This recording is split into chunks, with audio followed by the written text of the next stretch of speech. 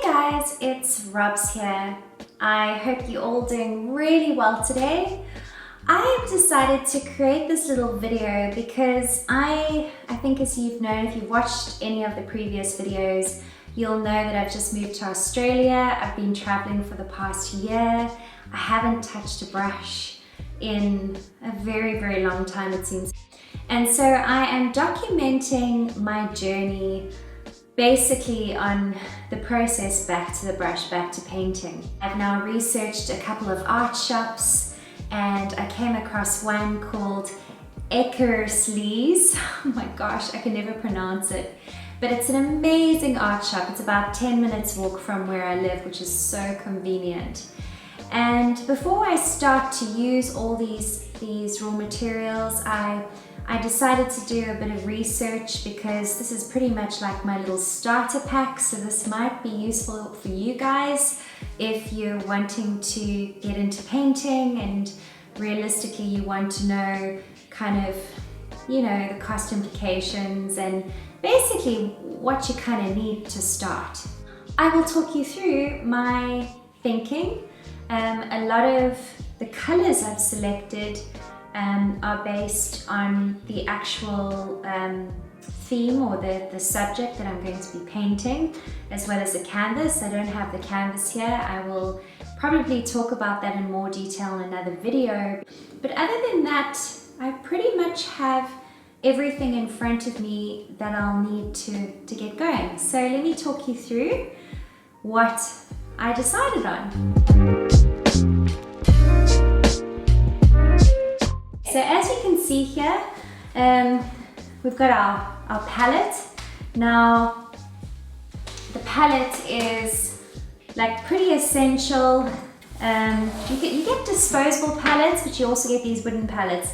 I normally use disposable palettes. The reason why I've chosen this wooden palette is because I used it for the first time in my class, and she said, you know, you buy the wood, obviously very raw, and then you actually, what you have to do to prep it is to actually soak low toxic painting medium, so oil, into it, let it absorb, and then it's sort of really good to use. And so it's a bit of an experimentation here, but I'm gonna give it a try. Okay, so that's the palette.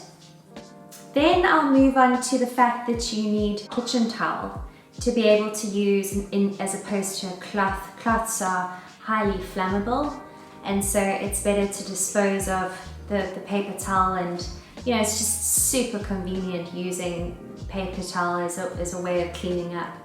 Oh, and the other thing I forgot to mention is, yeah, get yourself an apron.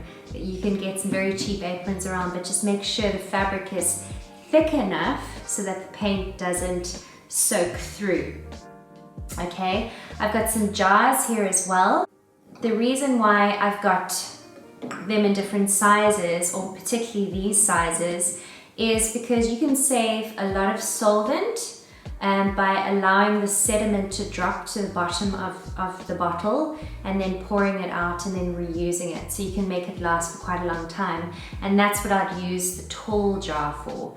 The reason why I've got these medium sizes is because I'll put the medium in there. I actually have an even smaller jar that I have at my studio that I would use. I would put the low toxic painting medium in there. So those you'd need something a little bit smaller than these. But the reason why I like them to be tall and to be able to close, lids that close, is because I can sort of hold the paintbrush in there, like the brushes stand well in this size. And a lot of the time I'll mix.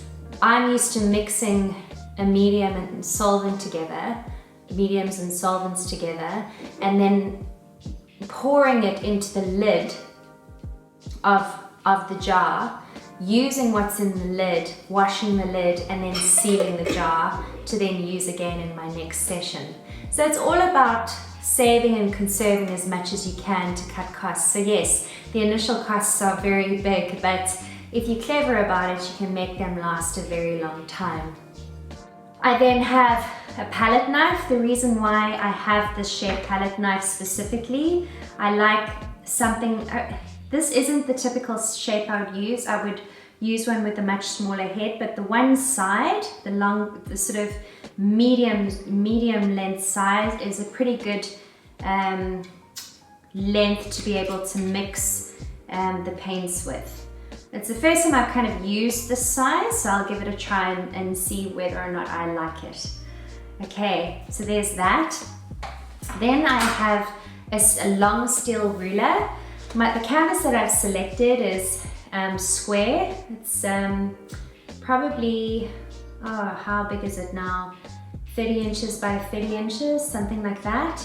And basically this ruler, the reason why I like that it's metal is that it has some weight to it, particularly if you're trying to draw grid lines on your painting. If you're working with larger paintings, you're going to start using grid lines.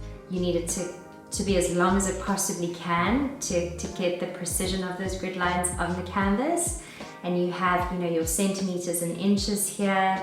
Then what I have here, let's go on to this brush and hand cleaner. It's non-toxic, solvent-free, so that's really important.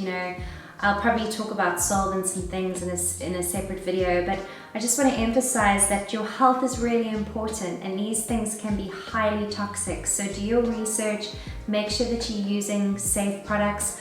I've always painted without gloves, but I might try and use non-latex gloves to paint with moving forward.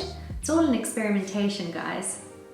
But I saw someone actually brought this back to South Africa from Oz years ago, and she said it was the best thing that she had used to clean her brushes with, to keep them like beautifully in beautiful condition. And I've never forgotten it, and I found it, and it was pretty expensive, but it's quite a big tub, and I think it will last me for a very long time. And so I decided to invest in it. So we'll give that a try. And then we have our Langridge products. Now, it's the first time I'm using these. I normally would use, what I found out later, that they're actually quite toxic, the products I was using in South Africa. And so I learned about these from another artist, and I'm really going to start paying attention to the low toxic, solvent by Langridge, as well as the low toxic painting medium, which, has everything you need mixed together in it apparently. I'm going to give that a bash too. Again, first I've started to use these two in the classes, and they seem to work pretty well, but again, this is all very new to me. Okay, so those are the solvents I'm going to try out. Okay, so now we're getting onto the brushes. Now, the brushes, there's a variety of different brands, and you have your very expensive brands, but they're, you see the quality of the brush. I probably wouldn't go for Sable, because that's Sable hair, because they are just so expensive, those brushes. But what I try to get is a bit of a variety, including synthetic brushes. Winsor & Newton are probably one of the most expensive brands, and I find that obviously the bigger the brush you go for, the more expensive it is. I tend to use quite a lot of small brushes for detail, and so I bought two brushes from Winsor & Newton. They're both flat, short flat, and they're both short flat brushes, but at different widths. And then I went for sort of two mid-range brushes. These are hog's hair brushes, and I got a flat and a full bit. And then I went for synthetics. Now I find with synthetics is that they're really good with smaller details. So I got a lot of flats, I've got two flats and a round. And then on top of that, I got a really inexpensive pack of bigger brushes, because I find they don't actually last very long. It's very difficult to get the paint out of them and to maintain them. So, and obviously they get really expensive the bigger they get with these brands. And so I bought the pack of 3, and you don't feel so bad, after a couple of uses, disposing of them if they start to wear out. Okay, so that's the best I could do when it came to sort of being reasonable about about the brushes. Just giving you a general overview of like how I've tried to keep the costs down as much as possible, and sort of to use my logic, you know, try and get the best variety of brushes. And obviously I'm learning as I'm going. And lastly, the paint. I decided to buy paints in an artist quality, which are obviously a little bit more expensive, but I decided not to go for Winsor Newton, but to actually go for a local Australian brand called Art Spectrum. Now, I was introduced to these paints in the course, in the course that I did with 4 classes, and they seemed pretty good, and she was a great teacher, and so I trust her opinion on them. And I decided to go for the colors that she recommended. Obviously, I couldn't get some of the exact colors, but I learned that the spectrum yellow and red, because you have our primary colors, red, blue, and yellow. Spectrum red and spectrum yellow are just the basic colors, and then ultramarine was the blue that I used in the class, so those will act as the primaries. I then had the burnt sienna, which is great for sort of landscape and basic plotting of lines and that sort of thing, and you know, a big titanium white, because I use a lot of the white. I must say, black you mix with all the colors, but you know, you want a pure lovely white. I went for a bigger tube of that. Now, for my own satisfaction, because I'd always love to have these colors in my painting box, I always love to have Viridian, Sap Green, Indigo, Prussian Blue. I didn't quite get the dioxazine purple or mauve that I wanted, but alizarin crimson definitely. And there were a few other colors, but because I'm not going to be using those colors in this painting, I think that I'll buy them at a later stage. But you'll notice that, you know, the white, the burnt sienna, and the basic colors are all series 1. So because we're working with a professional quality, you're now dealing with different series, so different pigments within the paint, and that's what makes them artist quality. So I tried to get as much of series 1 as I could, but then obviously if you go on to the other colors, so for example, Prussian Blue is series 1, but then, you know, I got Sap Green series 2, so it's just going up in price. And obviously you have more pigment in those series, you know, they're much richer in color and pigment.